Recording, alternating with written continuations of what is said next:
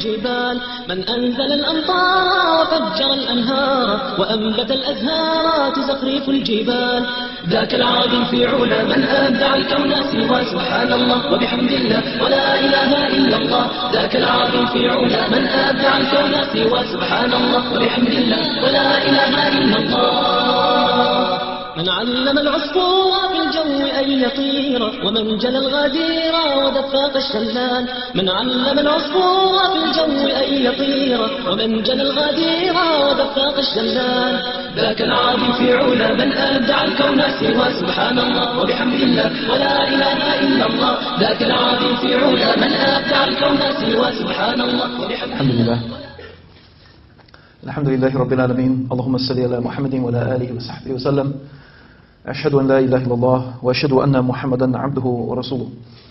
We begin by praising Allah and we seek His help and ask for His forgiveness. We seek refuge with Allah from the evil of ourselves and from the evil consequence of our evil actions.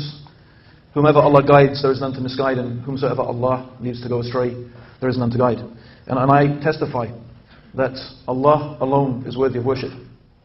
And I testify that Jesus, the son of Mary, is the messenger of God and His word.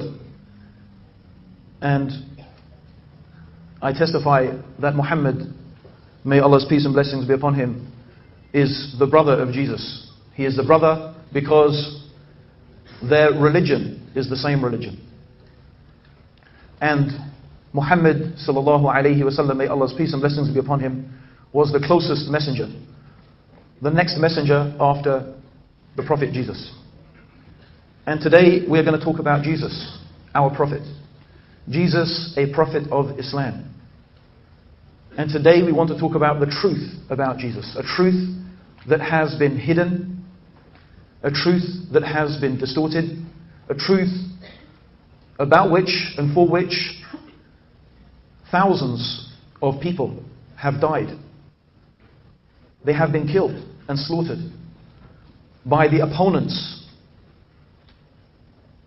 of the true Jesus, by the opponents of the true message of Jesus, by those people who have uttered a lie against God and a lie against the messenger of God. They have lied against the creator of the heavens and the earth, and they have lied against God's chosen messenger. They have distorted and twisted and changed and perverted the true message and the true teachings of the Prophet Jesus. And it is through Allah's infinite mercy, through God's infinite mercy and kindness to humanity, that He sent a final messenger. A messenger about whom Jesus Himself spoke.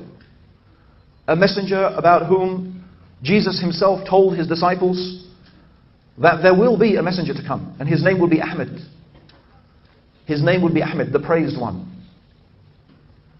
And that He will speak the truth about all matters. And that messenger, of course, that prophecy, of course, was fulfilled in the coming of the Prophet Muhammad.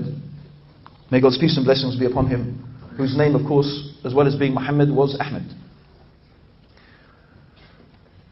But of course, it's very easy to make claims. And this is really, brothers and sisters, and dear guests, what we are faced with. Claims. Many people make claims about many things. But claims have to be tested. Claims have to be verified. That's why we have something, a concept, that we call truth. Now, of course, the word truth underlies a concept, truth. And what is this concept, truth? What do we mean when we talk about truth? When we want to know the truth about something, what are we actually asking for? What are we looking for? What are we searching for? And on top of that, we want to find out, how do we come to know the truth about something? How do we come to know truth from falsehood? How do we come to know right from wrong? And this is a question, when I'm engaged with Christians, that I always like to ask. I always want to know, what is your criterion? What is the means that you use in order to know what is true from what is false? What is the means that you use in order to determine right from wrong? How do you know something is true and something else is not true? From where do you get that information? From where do you get that knowledge? From where do you get that understanding?